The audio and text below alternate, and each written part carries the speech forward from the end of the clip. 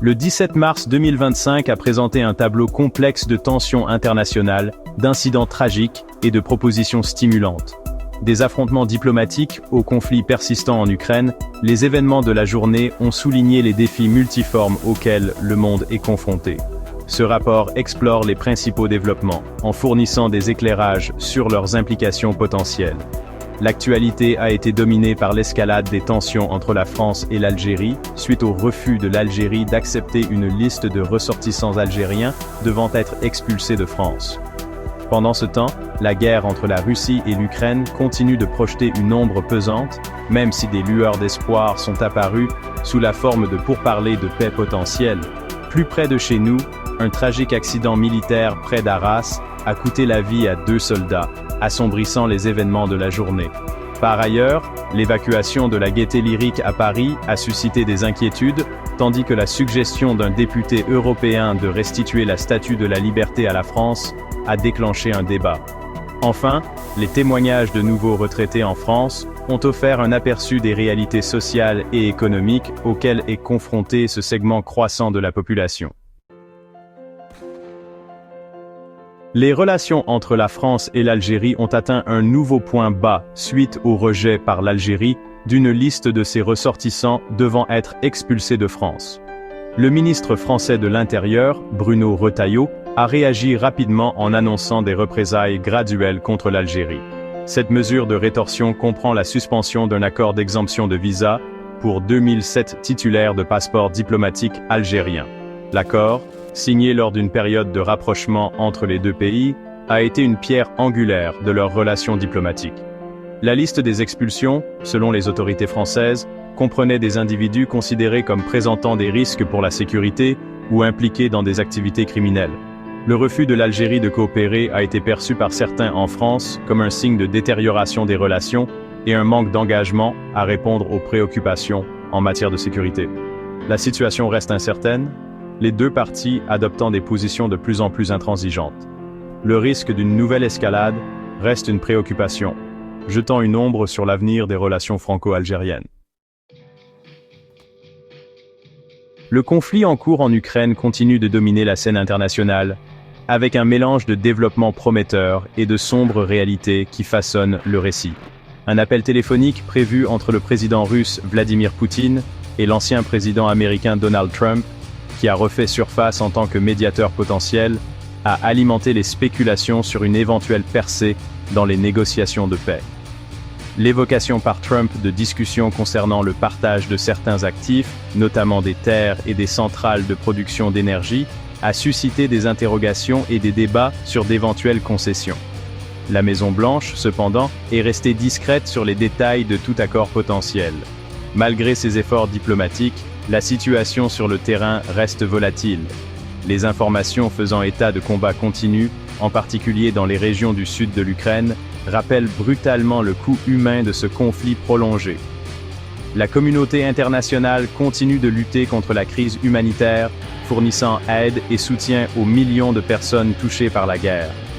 Les jours et les semaines à venir seront cruciaux pour déterminer si ces efforts diplomatiques peuvent se traduire par un cessez-le-feu durable et ouvrir la voie à une résolution pacifique. Le monde retient son souffle, espérant la fin des effusions de sang et le retour à la stabilité dans la région. Drame à Arras. Un accident militaire coûte la vie à 2 soldats. Un tragique accident impliquant un véhicule militaire et un train TER près d'Arras a endeuillé la France, coûtant la vie à 2 soldats et blessant grièvement un autre. L'incident s'est produit à un passage à niveau à Bailleul-Sir-Berthoud, où le véhicule militaire, faisant partie d'un convoi d'une école de conduite, est entré en collision avec le train arrivant en sens inverse. Les secours se sont précipités sur les lieux, mais leurs efforts pour sauver les 2 soldats se sont avérés vains. Le soldat blessé a été immédiatement transporté vers un hôpital proche, où il reste dans un état critique. Une enquête a été ouverte pour déterminer les circonstances de l'accident et établir toute négligence éventuelle. Le trafic ferroviaire dans la zone a été fortement perturbé suite à l'incident, les autorités travaillant sans relâche pour dégager les débris et rétablir le service normal.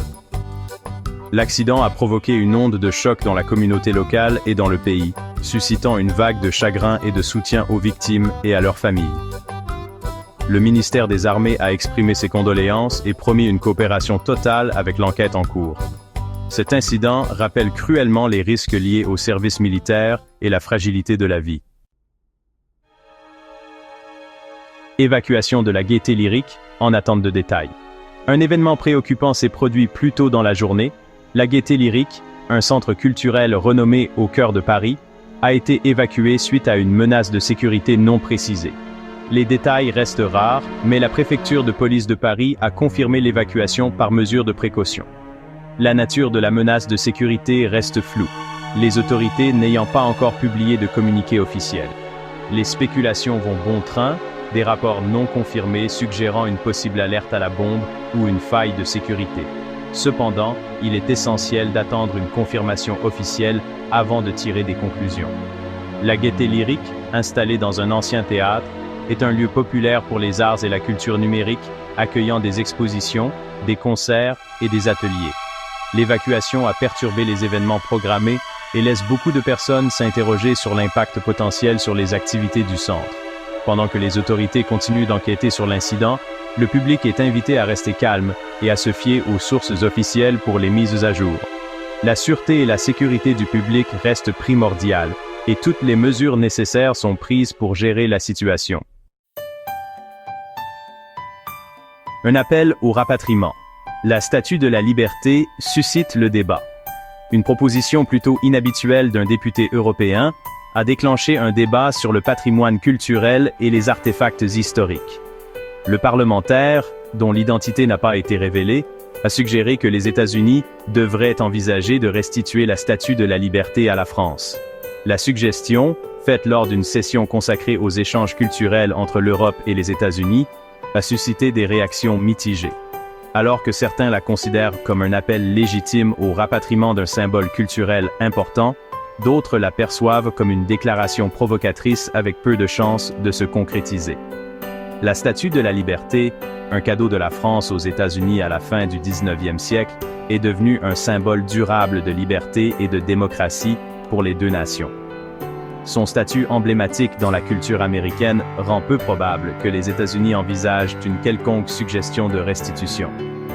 Néanmoins, la proposition a lancé une conversation sur la propriété et l'exposition d'objets culturels, en particulier ceux qui ont une signification historique et symbolique.